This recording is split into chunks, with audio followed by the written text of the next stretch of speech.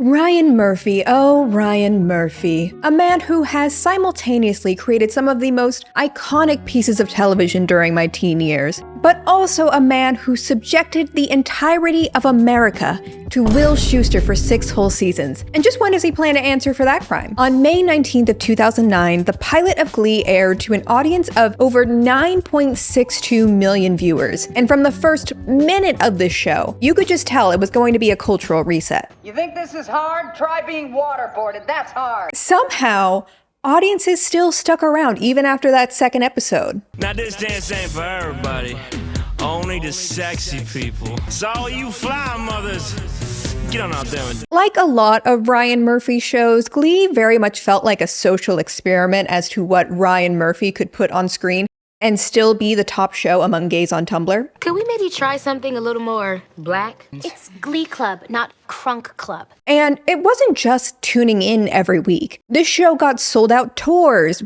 books, 207 songs on the Billboard Hot 100, and was the top artist of my Spotify Wrapped in 2023. In my defense, I had just rewatched the show that year, and Chris Colfer's rendition of Rose's Turn is legendary. Speaking of Chris Colfer, did you know that Chris Colfer originally auditioned for the role of Artie? But when Ryan Murphy saw him, Ryan was inspired to write an entirely new character, Kurt Hummel. Was Kurt Hummel actually the first gay character to ever exist? In my mind, as a 12-year-old, yes. Have I unironically cried when I watched the scene where Kurt meets Blaine for the first time and Darren Criss sings Teenage Dream? Yes. Kurt was far from the only character to be at least in part based on the actor who played them. Ryan Murphy specifically wrote the character of Rachel Berry with Lea Michele in mind, and it is, rumored that the parallels to her character went beyond an overlap in a love for Barbra Streisand. Come to think of it, did we ever see Rachel Berry read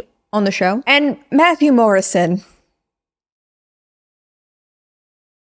Right? This cast was a group of young Broadway and TV actors who lived together, worked together on an insanely intense schedule, and were far more famous than I think any of them originally expected them to be. So it's not a stretch to think that the theater kid antics on the show were occasionally inspired by the real-life dynamics among the cast. But the thing is, this cast was supposed to be a high school Glee club. They couldn't stay in high school forever. Eventually, Ryan Murphy would need new personas to write mildly offensive YN fanfiction about. But there's just gotta be a way to monetize this whole casting process. Kids that started out with the show will be graduating very soon, so we need new blood, we need new kids, we need new talent. So he created the Glee Project. That is how the Glee Project was born. The Glee Project was originally conceived as a reality show that would film prior to the release of season 2 of Glee. Samuel Larson, who was among the final 5 actors considered to play the role of pre-lobotomy Sam Evans on season 2 of Glee, was told, hey, I know you met Ryan Murphy, you were this close to being on the show, but how would you like to re-audition with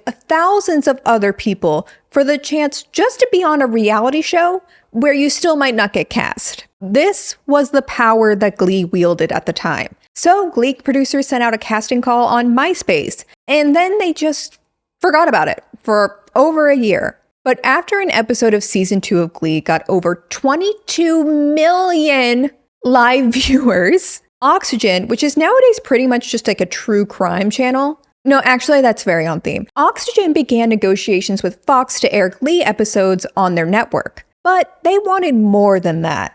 They wanted a tie-in reality show that would exclusively air on their channel. They wanted the Glee Project. This portion of today's video is sponsored by Typology. I really hate that feeling of layers of makeup on my face that also is not really great for my skin. And that's what's so great about Typology products, because they're hybrid, meaning they're skincare, but they also look great when I'm wearing it. Typology is a French skincare brand made entirely in France, and all of their products are vegan and cruelty-free. Today, I'm wearing their tinted serum in the shade Fair mixed in with some of their glow drops. The tinted serum has vitamin C, squalane, squalane and aloe vera. It's perfect for me because it's so lightweight, but it still provides a little bit of coverage. But on the spots where I do tend to get a lot of hyperpigmentation, like my chin and then my under eyes, which are always dark and sleep deprived and puffy, I am wearing their concealer. This has caffeine and niacinamide. Not only does it reduce puffiness and dark circles, but it also reduces the redness from whatever acne I had instantly and long term. I'm also wearing Typology's brand new lip oil, which comes in 5 refillable shades. This contains vitamin E, squalane, and jojoba oil. The lip oil feels super nourishing and it gives a really great shine, but it doesn't have that gloopy feeling you can get from wearing like a lip gloss. Go to the link in my description box to shop Typology and get a free hydrating cleansing milk with 0.5% hyaluronic acid and chamomile extract when you purchase $40 or more. And this is just for a limited time only, so definitely check it out. Thank you again to Typology, and let's get back to it. And so the casting process was reopened with American Idol style in-person auditions, online calls, and scouting from Glee producers. Eventually, the producers of season 1 found 12 contestants. Alex, Ellis, Damien, Emily, Cameron, Hannah, Bryce, Lindsay, Mateus, Marissa, Samuel, and McKinley. Singers, up-and-coming actors, many theater kids, who would all compete for a chance to win a 7-episode character arc on Glee. All of the contestants had to be 18 years old, but still young enough to play a high schooler. So these were 18 to 22-year-olds who were very much in that mindset that winning the show would be the beginning of their lives, and losing it would be the complete obliteration of it. Being 19 is so fun.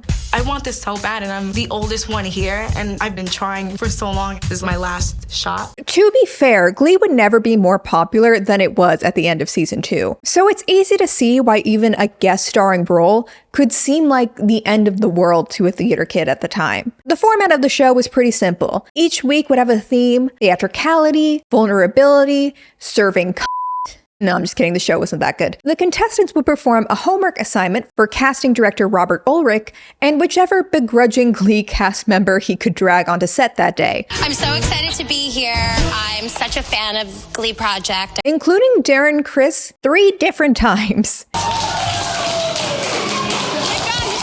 I love the sass. What's your name? Emily, but you can call me whatever you want. I'll call you Emily. Listen, if you didn't know this guy from a Harry Potter musical, get in line. Cuter than a guinea pig. Wanna take you up to Winnipeg. That's in Canada. The winner of the homework assignment would get a special one-on-one time with the Glee cast member who, again, does not really know what they're doing there, and a starring role in that week's music video. Although, interestingly, winning the homework assignment did not even remotely protect you from also going home that same week. Marissa, you win.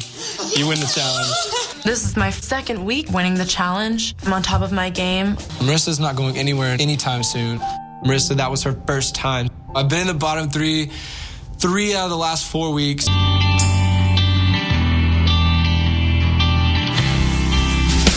Then they would record vocals with a Glee music producer, learn choreography with Glee's choreographer, and film a music video.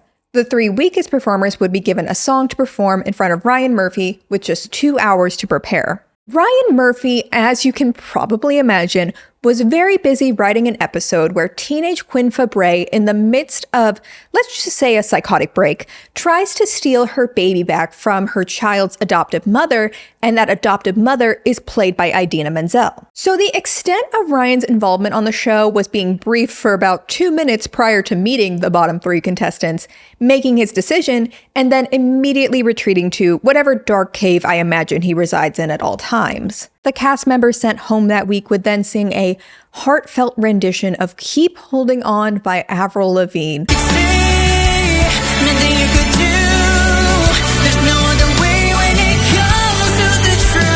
A song I frequently blasted on my iPod Nano because no one understood me. And frankly, no one does still. Like a lot of reality shows, the show was incredibly low budget, and the challenges in the first season were often made up at 4 a.m. in the parking lot before they walked into film for the day. Also during that first season, the cast stayed at a summer camp where they had to use an outhouse with no roof. I'm just saying, if you're gonna pelt these teenagers with ice while making them sing a mashup of Under Pressure and Ice Ice Baby, at least let them flush. In an enclosed space on season 2, they got budget.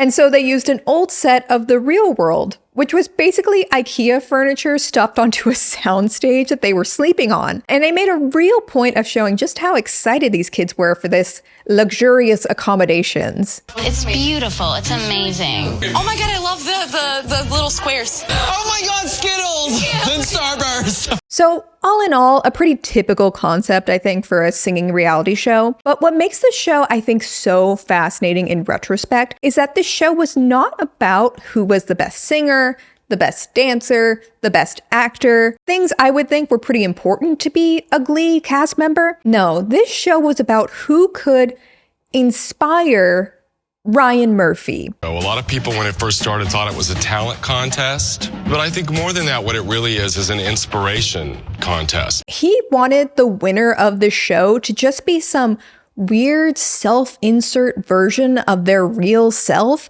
with presumably just way more stereotypes piled on, which is very funny to me because, Ryan, aren't you the writer? The creative voice of this franchise? Don't you have, I don't know, like your own ideas for characters who could replace the main cast in a new and interesting way? I mean, I watched the later seasons of Glee, so I know that he didn't. Like, if you're so dependent on writing a caricature of real-life teenagers in order to make a compelling show, maybe that says something about you. This also feels very in line with Ryan Murphy's well-known history of favoritism in his casting and writing. I'm sure Sarah Paulson has been in non-Ryan Murphy projects, but seeing her in a bad wig and screaming for her life feels just like a time-honored tradition. But because this was essentially a Ryan Murphy favoritism contest and not any sort of talent contest, this show had to be rigged and edited to a comical degree, and the characters that were actually created from the Glee project each, I think, have their own weird legacy in the Glee canon. All of this is something I think Ryan Murphy would very much like you to forget, considering the show is not available for streaming,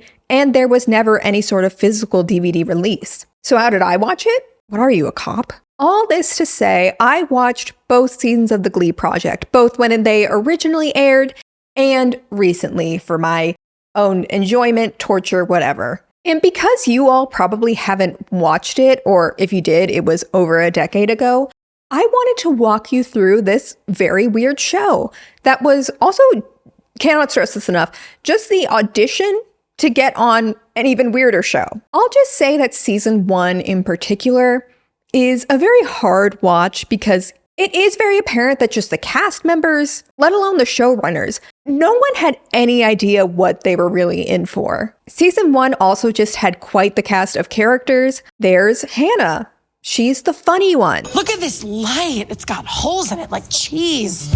You can't take this gal anywhere, I swear. Ellis, which don't let that Ryan Evans realness hat fool you. She may look like a little boy, but she is in fact an adult woman. I promise I'm not 10. I'm sick of being 10. I really am. I make jokes about it all the time, haha, yeah, it's funny, but it's not. Something both herself and every mentor will work tirelessly to remind you of. Ellis, you have such a wide range that you can be so youthful, and then you have the sultry, sort of more mature side to you. Ellis, the reason that you've made it this far is because of the contradictions you represent. On one hand, you look like such a young girl, but your personality is more adult. Ellis struggles because when they style her in an ugly JoJo Siwa knockoff outfit, she looks and acts too much like a little girl. For my part, for firework, I'm most likely to be a child forever. She's acting like she's an 8-year-old baby. She looks like a little baby. You don't have to play young. You look young, which is awesome. Silly Ellis. Ryan Murphy just wants you to look like a little girl. For I don't even know what kind of devious writing choices he was planning with her. I don't even want to think about it. Ellis also had her first kiss on set of the Glee project, which made her uncomfortable and resulted in tension and typical reality show drama with the other cast members. Yeah, you better be jealous. I'm not. Sorry. Ellis, best first kiss? It's not a first kiss. Just ruined my life, Lindsay. Go ahead. Jealousy. Damien is an Irish singer best known at the time as a founding member of the band Celtic Thunder. And they really want to remind you that this man is Irish. Damien, for you, we decided to go back to your roots. Way back. Way, way back. Your song is Danny Boy, the traditional Irish ballad. Damien, God bless him, he cannot act to save his life. Do you know that And this may sound like a stereotypical comparison, but if you know, you know. He really does give like Niall Horan on the X Factor energy. He's just happy to be there. He may not have the strongest pop voice. Again, he's not that great of an actor, but he's just such a cute little Irish guy. What can you say? I cannot dance. I can just about walk on a straight line. Never mind dance. The first time I saw Damien dance, my impression was, don't. He also does not seem to be familiar with a lot of American pop songs, leading to confusing, but also delightful renditions of These Boots Are Made for Walking. One of these days, these boots are gonna walk all over you. And a gender-bent version of Jesse's Girl. I wish I was Jesse's girl. I wish that I was Jesse's girl. He does make this one weird-ass comment that I did not remember from the first time I watched the show. Marissa is doing the booty pop. Oh my god. Like, that is hot. And the rest of us are committing sins in our head. Ew. Gross. The person visibly cringing at Damien for being a creep in that moment is Alex Newell, who, if you know anything about Broadway, you know that Alex is an absolute powerhouse, oozes talent, and won a Tony for their incredible portrayal of Lulu in the Broadway show Shucked. Fun fact, actually, Mickey Abraham, another contestant on this season,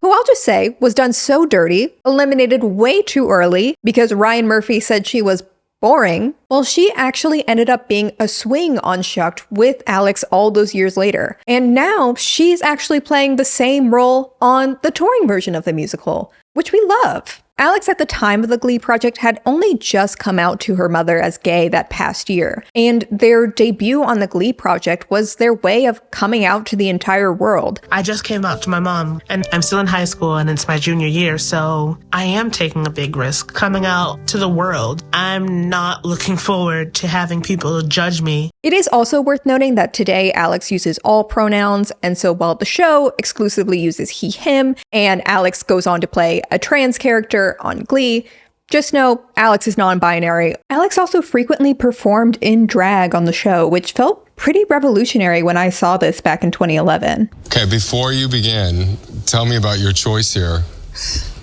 Well, last week when you said, how come you didn't come out as Amy Winehouse? And I took that to account. Now that I have gotten the opportunity to come see you again, I wanted to come correct and show you what I can bring to the table. But Alex was frequently criticized for seeming too effeminate. Roll sound. Roll camera.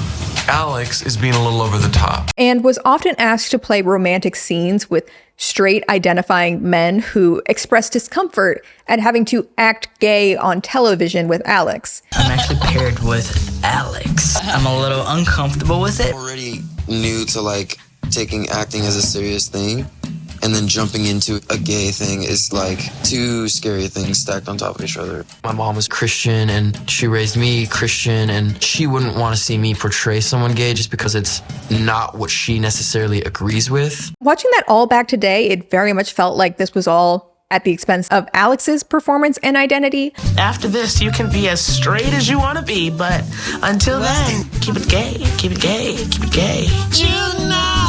Stop laughing.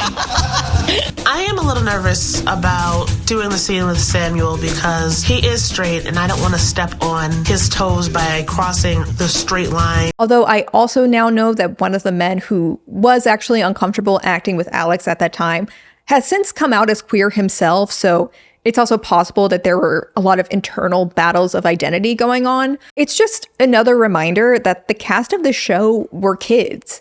And they were kids who, for the most part, didn't grow up in a time where kids could be out safely. Alex was also, you guessed it, frequently criticized by Ryan Murphy for being a diva.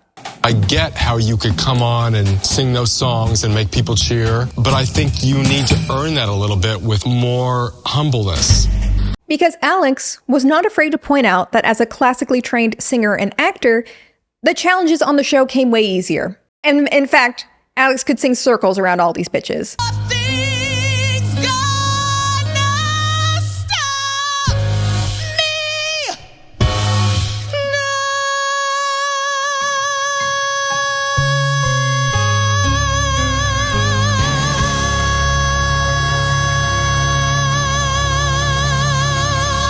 was Alex wrong that they were a star in the making? Like, no. And another quote-unquote diva of the series, the villain of season 1 really, was another future Broadway star, Lindsay Pierce. You'll see we're not gonna take it. It's great. What the heck just happened? How'd you do? Did you hear it? Yes. So that's what I did. No one had anything nice to say about this girl. She has an opinion about absolutely everything. You just can't get a word in. You really can't. Sometimes you feel like going up and putting a sock in her mouth. Even the mentor, Nikki, thinks that Lindsay is fake. How you doing? I'm fine.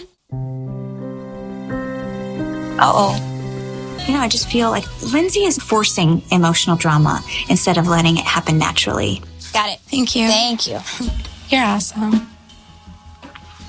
Did she just say you're awesome? I'm sure she was talking to you. No. I know she was talking to me, but I know she didn't mean it. That's what I'm getting at. I have felt on more than one occasion that she's not being 100% real. She says behind this 19-year-old's back, by the way. Lindsay, like Alex, pissed a lot of people off because she's a confident theater kid. She's a soprano. That's who she's genetically designed to be. Even the piano player is her op, because why are we rushing Defying Gravity like this? Something is not the same.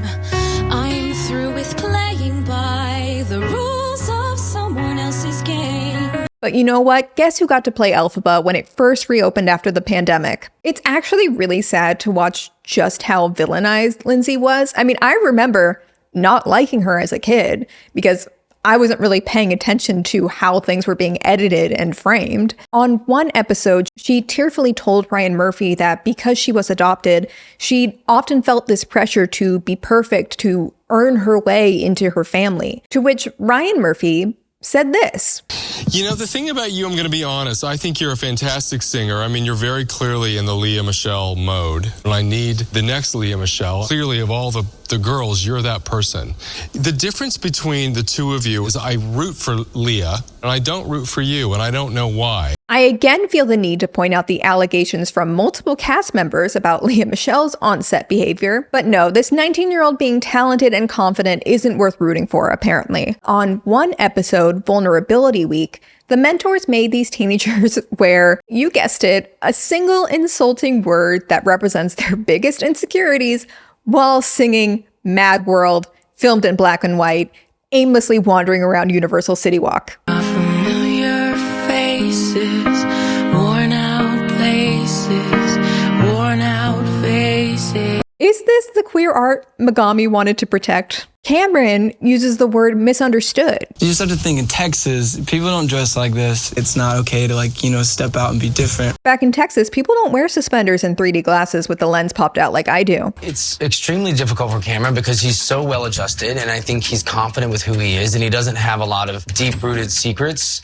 I think it might be to Cameron's disadvantage that he's normal. And I think what it may be is that he just doesn't really have any big issue. Others are incredibly vulnerable. Like Emily shared a story of how she was sexually assaulted by music producers. Lindsay also shared a story of how she survived sexual abuse, which made her feel like she had to put up a fake front to the world in order to protect herself. But what actually made it to air was a Frankenbit chopping of her words, which completely removed the source of her trauma and instead painted her as just a vain, shallow person. People will say that they can't see past my physical features, and since then, that's all I've felt. I'm just a trophy.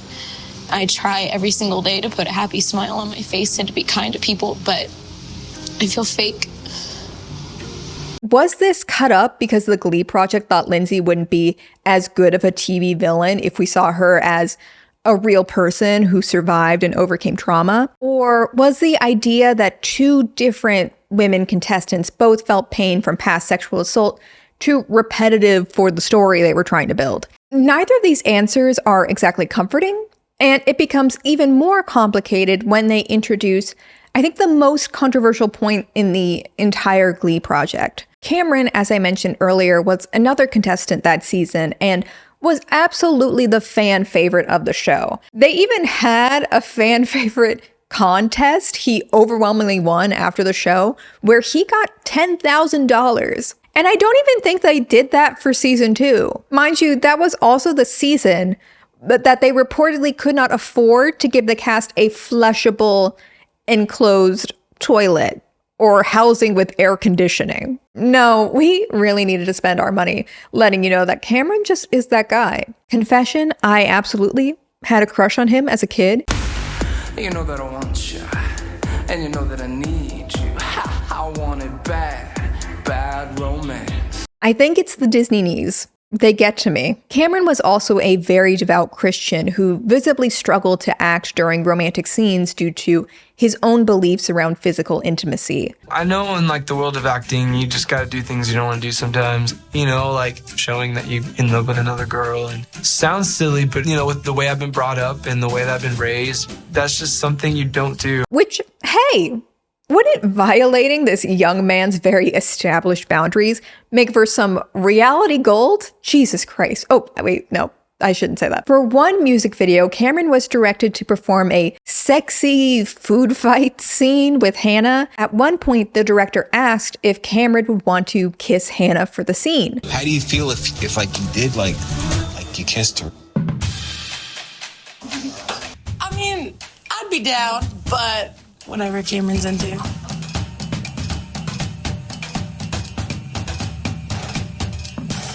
Yeah, kind of felt weird about it. And okay. When Cameron says no, he lands in the bottom 3 that night. Robert Ulrich points out that as an actor, Cameron may be asked to play characters who don't necessarily share the same values as he does, which, sure, I think there is an extent that actors need to be comfortable behaving in a way that maybe they wouldn't in real life. But the thing is, Cameron was not an actor. It's very transparent that he, like a lot of contestants, wanted an arc on Glee as a way to launch his own singing career. He wasn't interested in being a character outside of himself. And ultimately, if he's not comfortable, he's not comfortable. End of story. Also, throughout the show, they've emphasized that Ryan Murphy is writing a character largely based on the contestants' real personalities. In fact, Ryan was very open about the fact that he wanted to write a conservative Christian character into the show. I've always wanted to write a Christian character, as you know. We talked about it, and I always thought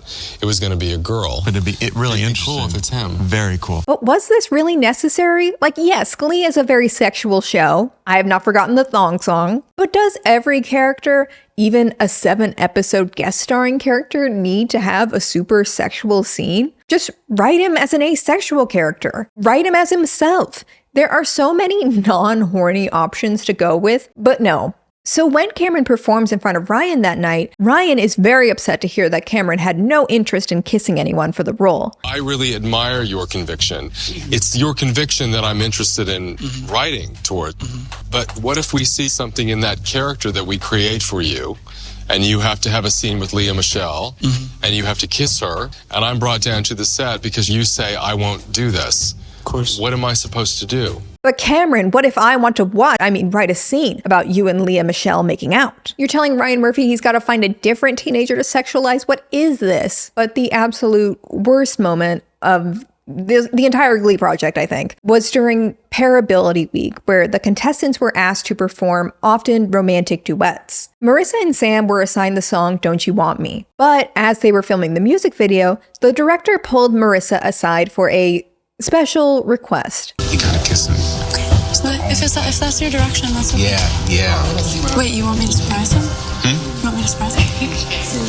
Okay. Odd considering not only does it not give Sam the opportunity to consent, isn't this also supposed to be an acting challenge?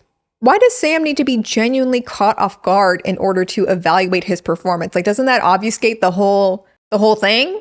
On the show, you hear Lindsay say that she saw the kiss between Sam and Marissa, and because of her competitive drive, she felt like she needed to step it up for her own performance with Cameron, implying that she planned on also surprising her scene partner Cameron to win the challenge. When Sam and Marissa kissed, it's definitely like, well, if they did well, then that means I have to step it up. No more Miss Nice Girl. Like, it's time for me to put a little umph in me. It's cold.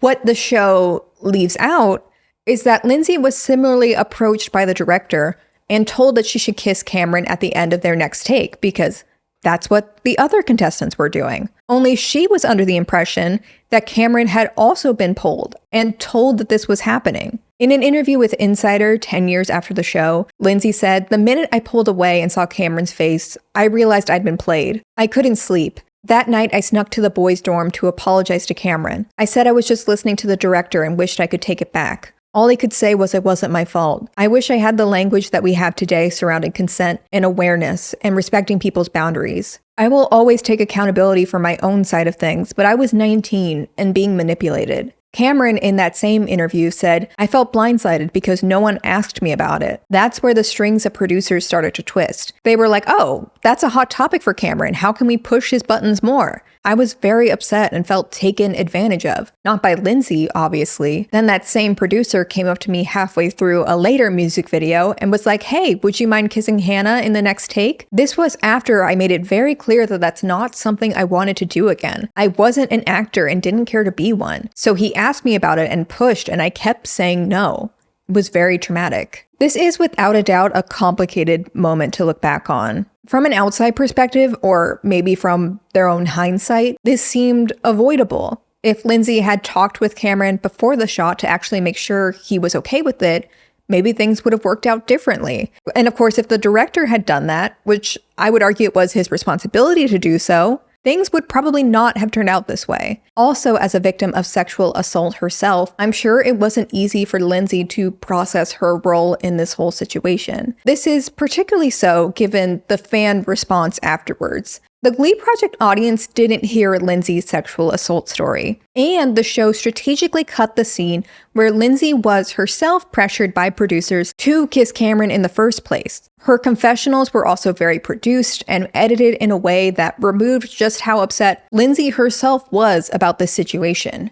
I was sitting here looking at poor Cameron thinking, oh no, he looks so uncomfortable, but it's competition.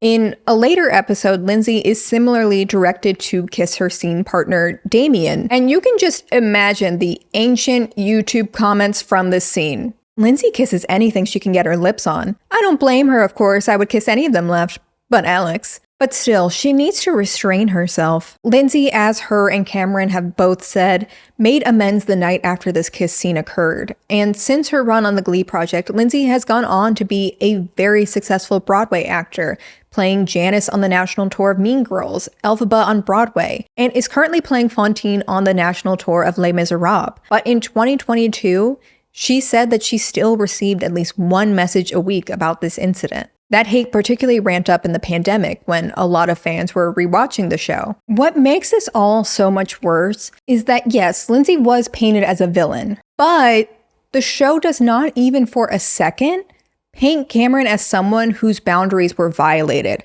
by Lindsay or by the production team that were supposed to guarantee his safety. They show a scene where Cameron in tears calls his mom after this kiss. Lindsay just kisses me out of nowhere. It was honestly a terrible, terrible feeling. I can't even tell you how crappy I feel about it. Why do you feel bad? I feel like I've cheated, Mom.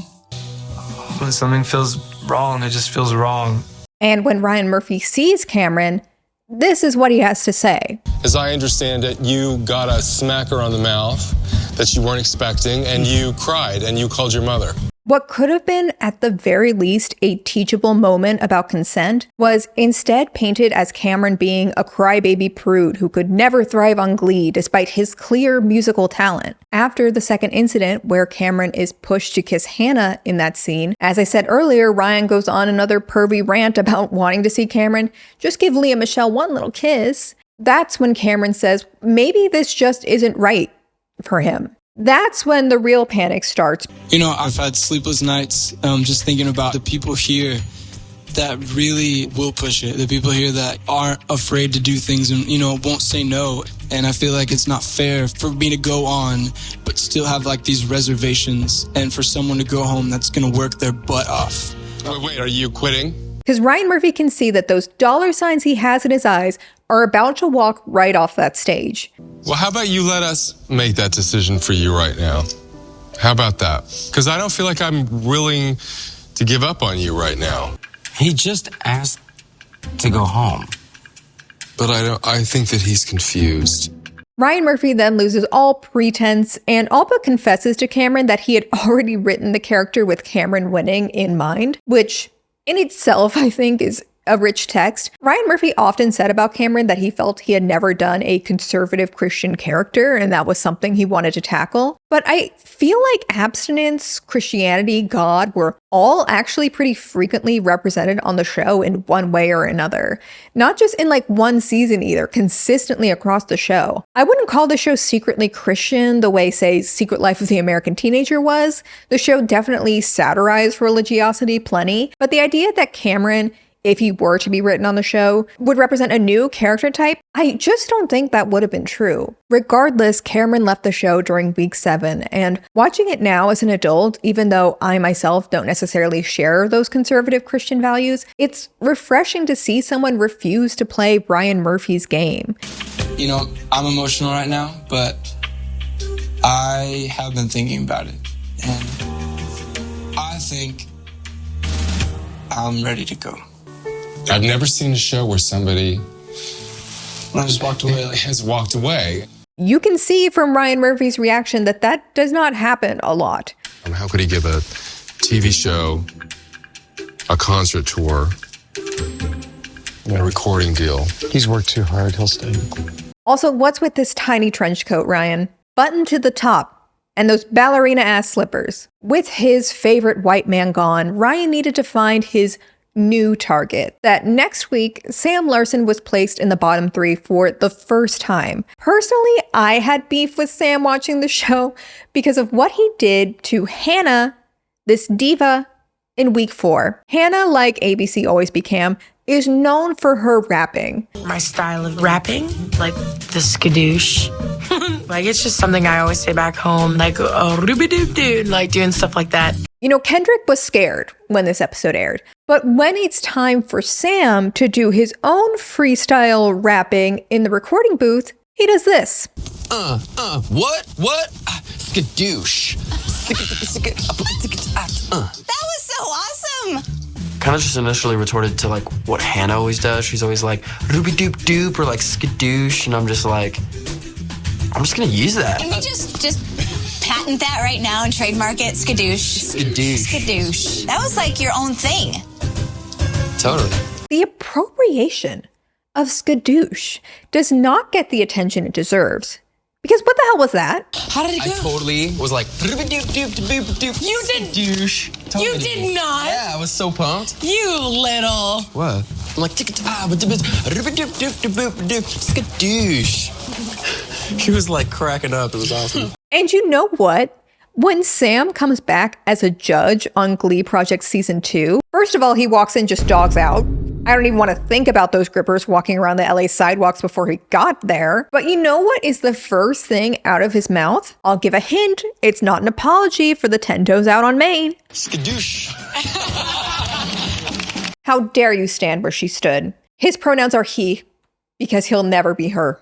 Anyway, Sam got in the bottom 3 because they felt like he wasn't being vulnerable enough. So naturally, they make him sing Animals by Neon Trees. You're almost too slick for me, and I don't see the soft side of you. Yeah. I think it would have been fascinating if you would have come out here and if you would have just been vulnerable and emotional as opposed to, Russell Brand. You know, I just feel like that cover of Who Let the Dogs Out didn't really show your emotional side. Maybe if you sang Fergalicious, Sneaker Night? Basically, what we're gonna do is... This is another pet peeve of mine from the Glee Project. The mentors would choose the song that the bottom 3 had to sing, but then they would always get upset whenever someone played into the character that fit that particular song. Lily, your song is Mercy by Duffy. Oh. I like that you're ballsy and you're bold. That's not all I can do, though. Okay, well, I haven't seen anything but that. It's like every season of RuPaul's Drag Race where Michelle Visage tells any remotely alternative queen that she needs to change up her look. Just when Ryan Murphy is getting ready to send Sam packing, Sam says, wait, I'm Christian. Well, it's interesting because the reason that I was very interested in Cameron was because I think that there really is a great void on this show to be filled, which is to write a character who is Christian. My neck says Jesus Christ, seriously. I do love God. I love Jesus so much, but at the same time, like, I can play rock music. Okay, very good. Thank you. I'm Christian, Ryan Murphy. Yes, Ryan Murphy, I'm a handsome white man and also a Christian. Ooh, come on, I know you like that. You want to give me a 7-episode arc on Glee, don't you? And maybe I'll hang around for a few more seasons where I sort of hang out in the background because the writers never planned what to actually do with me, yes. He may not have the 2012 hipster glasses that Cameron did, that I did, by the way, but I guess he'll do. In the end, the final 4 was Alex, Lindsay, Damien, and Sam. And the winner, you're never going to believe this, it was Sam. But wait, there's more than one straight white man up there. Well, you know, the thing that I want to tell you is you have also won the Glee project.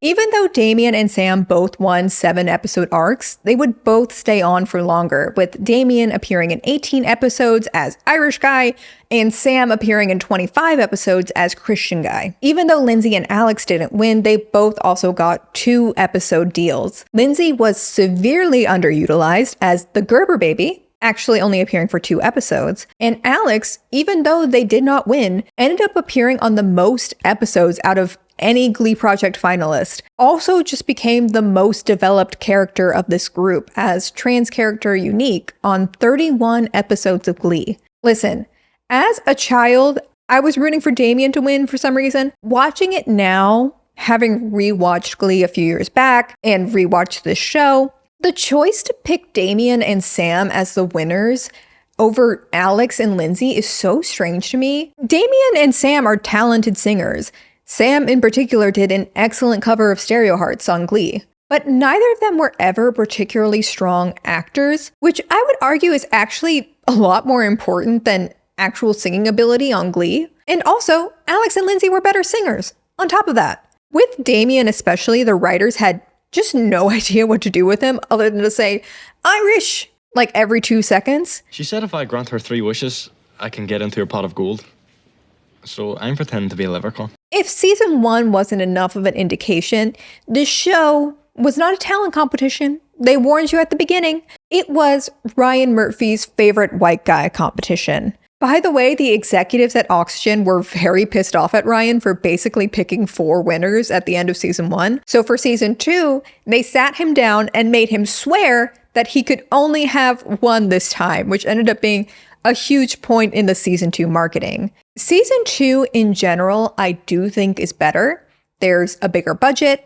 The cast isn't surviving in the wilderness in between shooting time. More members of Glee are involved in the development. And I do think just generally, the show is much kinder to its contestants than it ever was in season 1. That being said, it's still a reality show from the early 2010s, so it certainly hasn't aged flawlessly either. Season 2 had, I think, an even more diverse cast than even the first season. In this situation, every single person has overcome something, and I was paralyzed when I was 2, but Mario lost his sight when he was young. We have Tyler, who is transgender. Then we have Maxfield, who just started singing like 6 months ago. There were disabled contestants, trans contestants, even a guy who loves math. There's pretty girls that come in all sizes, small, medium, and large. There's even one on wheels. A transgender male, a cute blind guy, an Asian guy with red hair, a Justin Bieber lookalike, and plenty of hot guys who are smart too. I love calculus. This season also really played up on the interpersonal and competitive drama between the contestants way more than the last season. Unlike last season, we actually got to see the contestants prepare their homework assignment each week together and inevitably fight over line distribution.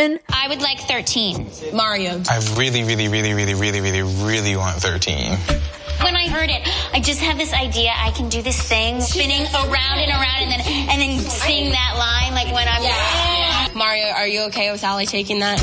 No. Didn't want her to have the line because I thought that like it would be cliche for her to get the round and around and around part because she's in a wheelchair. I know this is the second Drag Race reference I've made this episode, but kind of like when the queens on Drag Race fight over who gets to say, "Slay the house down, Puss in Boots, Santino Rice, I'm deceased," in whatever musical it is that year. These fights for lines got intense, which is funny because they're fighting over who can do like this choreography.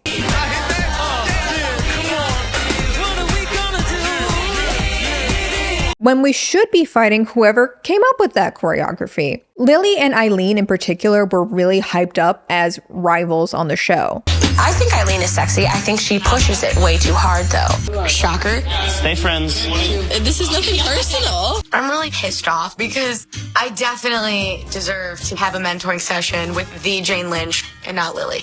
So naturally, the Glee project gave them a scene where Lily was just meant to pummel Eileen to the ground.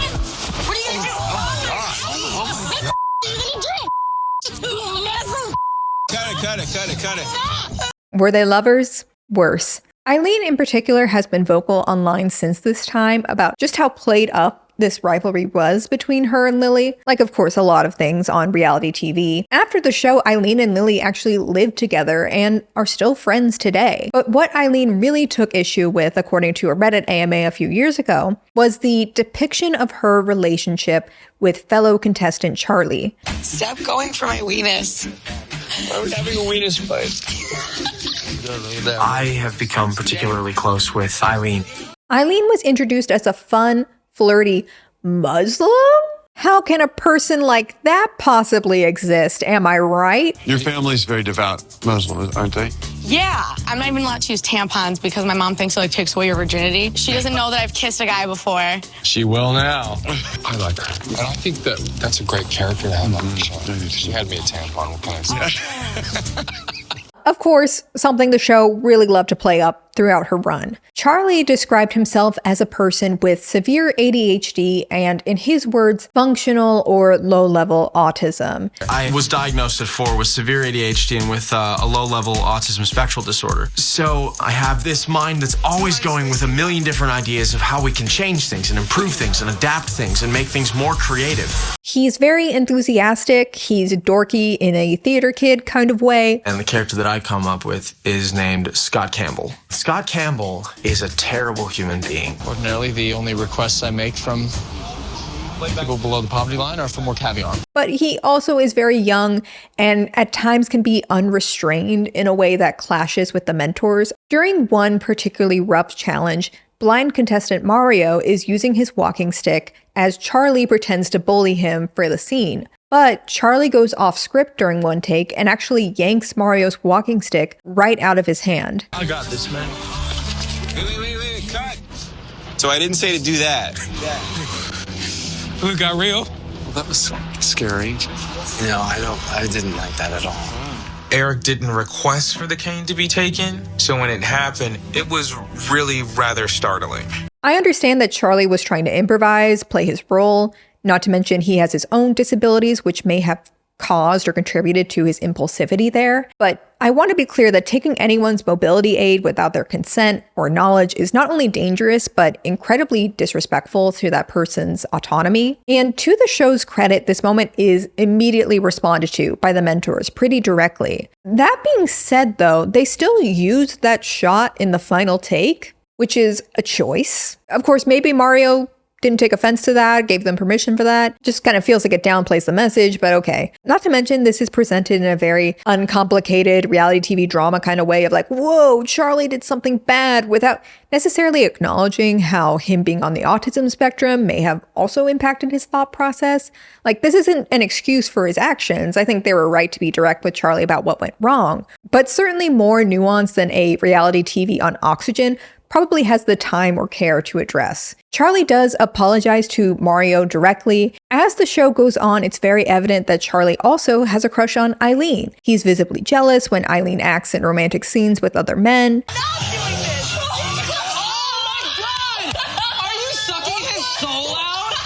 Were you a little disappointed I wasn't there? Because I was a little disappointed.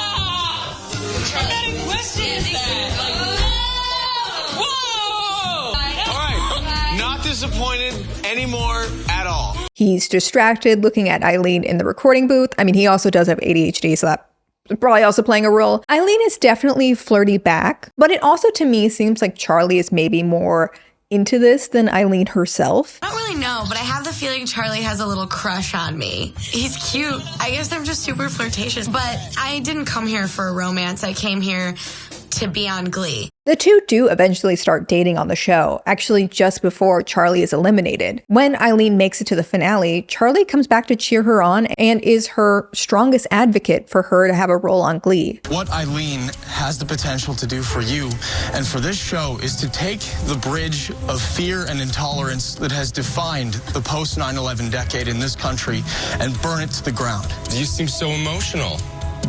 She's amazing to me, and I think she can be amazing to thousands and thousands of people. Eileen and Charlie collabed a few times after the show, but it seems any romantic relationship between them didn't last super long. Overall, on the show, it comes across as a sweet, puppy love, first crush kind of dynamic, but Eileen on that Reddit AMA, of course, told a more complicated story. The main problem I had was probably my and Charlie's relationship, to be honest. I went into the show with one goal and one goal only: to win a role on Glee. When I set my mind to anything, I don't allow anything to get in my way. I knew that he liked me, and I didn't give an inch for the longest time. Then, all of a sudden, after weeks of being brainwashed and kept from the outside world, producers were telling me how my relationship with Charlie would mean so much to so many people, and that people would fall in love with us and blah blah blah. So I gave in because I thought that's what they wanted. Granted, we kind of continued our relationship quote unquote after the show, but not really. It was a relationship not based on reality, so it wasn't good for either of us. We do still keep in touch from time to time though, and I have nothing but love for him. Harper Gray, another contestant on the season, similarly felt pushed towards Michael as a possible romantic connection that would be exploited for content on the show. The thing that her castmates knew, but the producers definitely didn't, was that she was gay. And not only that, Harper was at the time dating another closeted woman who she had met from her church. So coming out did not seem like something Harper was able to safely do at the time for either of their sakes. When asked why Harper couldn't connect with Michael romantically after a challenge, she tearfully spit out that she was gay, despite her other cast members, Charlie in particular, telling her that she didn't have to tell the mentors anything or explain herself. This could have been a big reality TV moment, but Robert Ulrich, sensing that this was coming out of heightened emotions of being on reality TV, told her that this would never air. And since that time, Harper said that she's really grateful that they followed through on their word. She came from a small evangelical town, and ultimately she wasn't ready.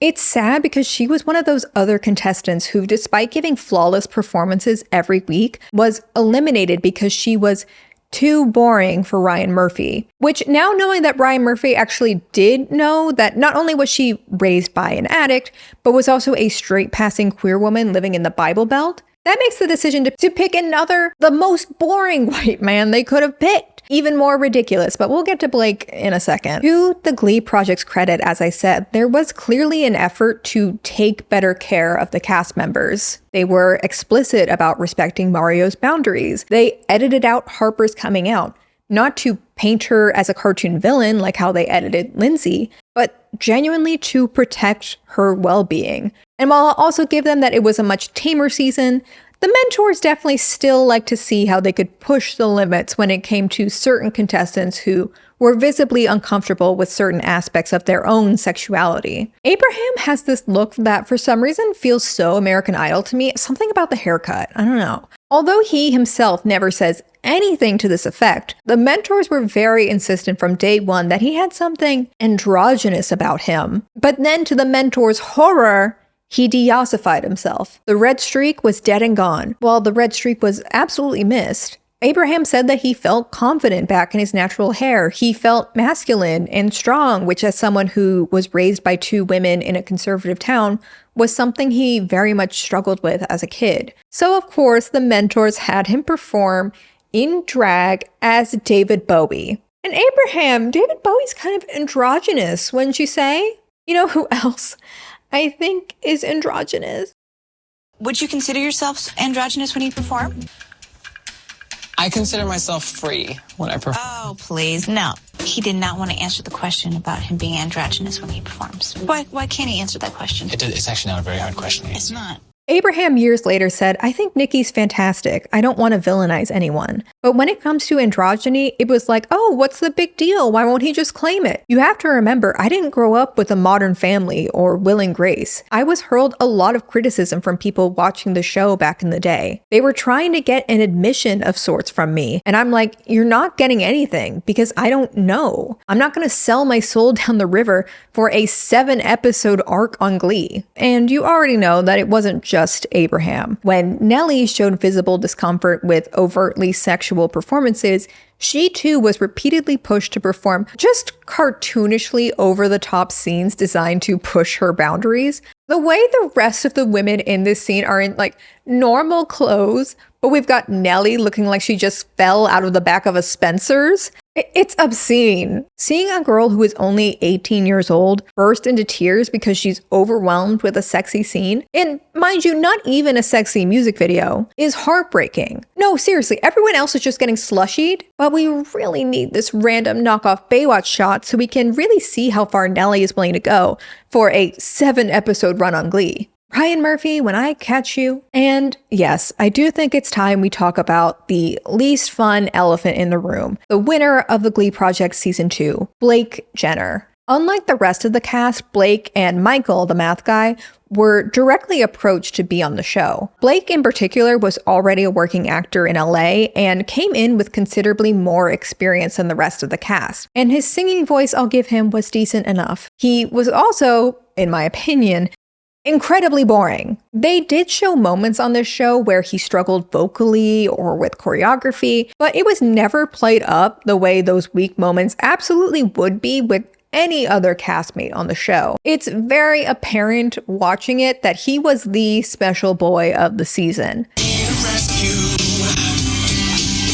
When Blake comes on the screen, it's like a star has just come into the room. I think what's so great about him is he's obviously a good-looking guy, but there's kind of a funny, kind of Jim Carrey, kind of goofy quality to him, which I think makes him more unique. Ali Stroker and Blake were paired up a lot this season, and the way none of these mentors ever gave Ali the same praise they gave him. Ali, you were great in homework. Darren thought you were wonderful and that you were a perfect partner for Blake. Allie, in the studio, you really shined. I don't know if the magic was Blake. Maybe she shined because she's a future Tony Award winner and an incredibly unique performer, very much suited to the concept of Glee. There's this one absolutely insane music video where they're doing a one-shot scene where they're all running across this basketball court doing goofy gym class stunts while they lip-sync Eye of the Tiger. I'd say, is this really necessary to prove their ability to perform on Glee? But no, I actually do think that Ryan Murphy would make the cast of Glee run through a life-size game of Mousetrap while singing, I don't know, an a cappella cover of Thunder by Imagine Dragons. As you can imagine, this music video takes forever to film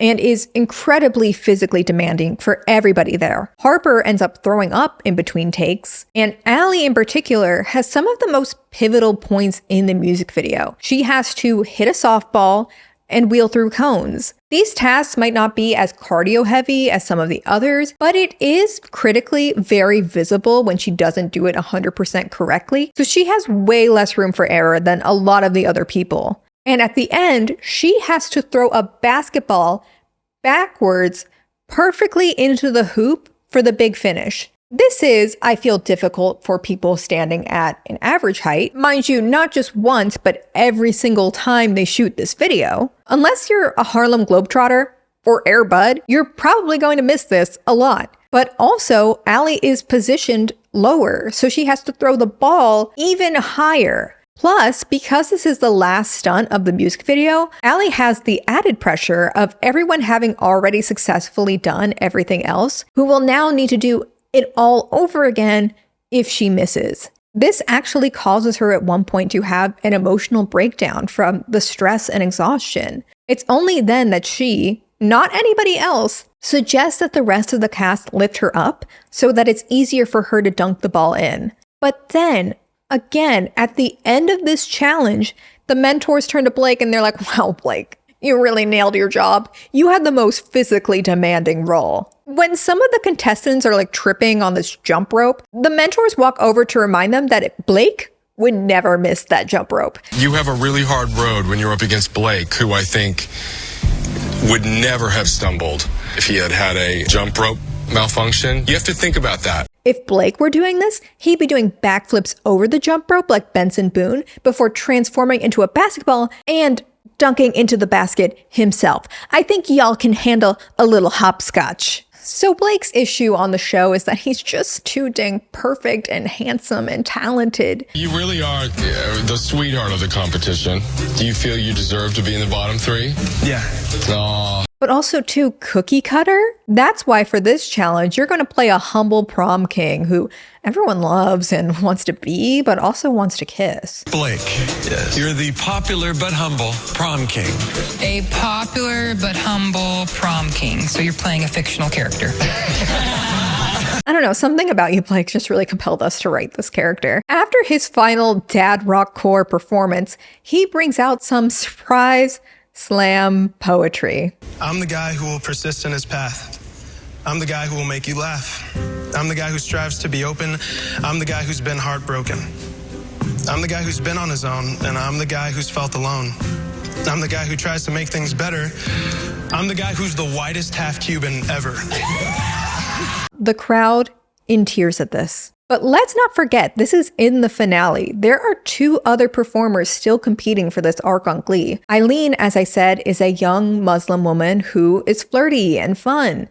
So naturally, the Glee project gives her a character controlled by her strict conservative parents who also has an abusive boyfriend who is played by Blake. The mentors, by the way, blown away whenever Blake plays an abusive bully character.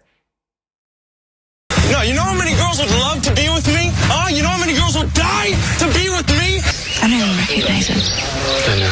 He looks like an American Tiger. He's really transformed from the inside out. An incredible actor, I think. Regardless, Eileen represented the chance to have a Muslim character, something that did not exist on the show, which, at least in theory, was about championing diversity. And it is very clear from Eileen that she would have had a lot of input on how the character could represent reality, not just be a stereotypical caricature. The cast of Glee, by the way, is also there to give their input, along with Charlie, who of course makes an impassioned case for why Eileen's story should be on Glee. I can't know this for sure, but I get the sense that everybody in that room, besides Ryan Murphy and the mentors, are really compelled by her. And Muslims are a huge part of like the American fabric, so that would be makes her really, really attractive. Okay. Let's talk about Blake. And I don't just think that Eileen was a worthy finalist because of her identity. She was a strong performer. Like I said, she was fun. She was probably my favorite contestant to watch that entire season. Allie also performed just a delightful rendition of Popular from Wicked. Allie's biggest problem in the competition so far was her voice and acting could sometimes lean very stage musical theater, which was a common problem for the Broadway-trained contestants on the Glee project. And let's be real, some of the Glee cast members, I feel like once Lea Michele got those diva bangs, she was able to get past this, but if you watch the first few seasons, Lea Michele is a vocal powerhouse, I won't deny that, but she also kind of struggles to give a pop performance in a lot of numbers. That being said though, Allie was consistently a strong performer on the show as both an actor and a singer, almost like she had the potential to win a Tony or something, who knows. Allie also was an opportunity to not only represent a disabled character, as you know, they had already famously done that on Glee.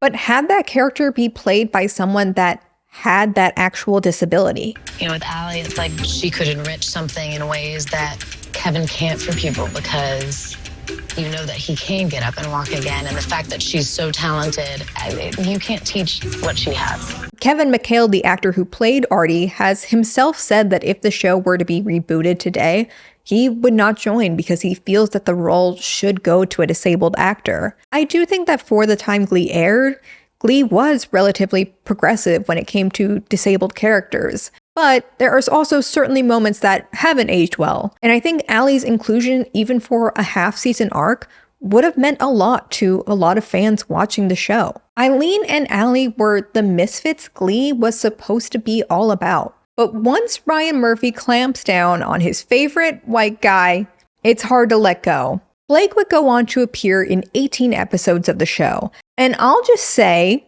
One of my least favorite characters in one of my least favorite seasons of Glee. Kurt, Rachel, Let's Have a Kiki carried that season. Also, unlike Sam and Damien, even though this didn't end up really happening, Blake's character was, I think, set up to become a new main character, sort of a Finn substitute. He's special, guys. He has dyslexia. We have never seen a character like that before. Like Sam Evans, this was introduced for about an episode, then never mentioned again. Allie would also appear on just one episode of Glee, but Eileen was the only Glee Project finalist ever to never be featured on the main show. Ultimately, I was not surprised when Blake won season 2. The first season of the Glee Project had a shockingly minimal focus on acting, and neither Sam or Damien's character felt like they had the staying power to become a main cast member. Blake was a good actor, a good enough singer. He had the generic handsome white guy charm that Ryan Murphy just couldn't get enough of. Remember, Blake didn't even audition. He was cast to be on the Glee Project because he was already an actor who expressed interest in being on the show. Actually, come to think of it, just like Sam Larson, the winner of season 1. It's actually a lot like watching Cat's Eye get formed with Dream Academy. Certain people were always going to be on Glee. The Glee Project was just a cheap side hustle way to make additional money off of them and justify their sudden inclusion on the show. However, there is certainly something to be said about the diverse cast of this show being tokenized and often villainized to make way for the white men who became their winners. The other Glee cast members were asked to play stereotypes of themselves, or their diversity became shorthand for how they were portrayed. For he, she. Very nice. So you were called a crack baby. Yes. Why is that?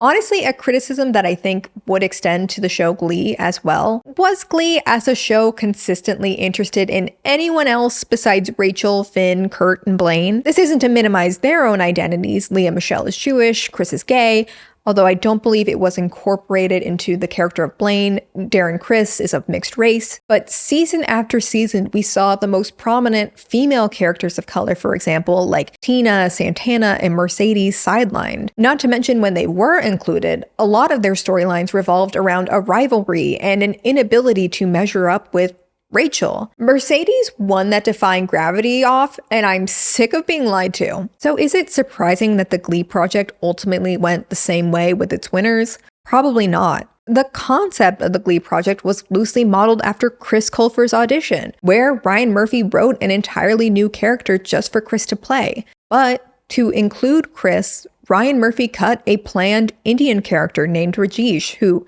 would have been a potential love interest for Mercedes. Of course, watching the Glee Project Season 2 is made all the more haunting knowing that since this time, Blake Jenner has himself admitted that he was mentally, emotionally, and physically abusive to his Glee co-star and then wife, Melissa Benoist. I will link an interview with Melissa where she shared her story. I've also put a domestic violence hotline in the description box if anyone here feels like they need it. Melissa tells the story of a volatile relationship where she herself became a shell of who she was, paranoid, and at times physical herself in self-defense. This was a relationship where she was nearly blinded and has permanent vision loss from some of that violence that she endured. These situations are both complicated in that they're rarely black and white. I wasn't there, I can't claim to know what happened, but it's also not complicated in that his actions were inexcusable and certainly not justified by Melissa's self-defense. To the show's credit, I don't think this was something any of the mentors on the Glee Project could have seen at the time. They had a Party Rock Anthem music video to direct after all, but I couldn't make a video on the Glee Project and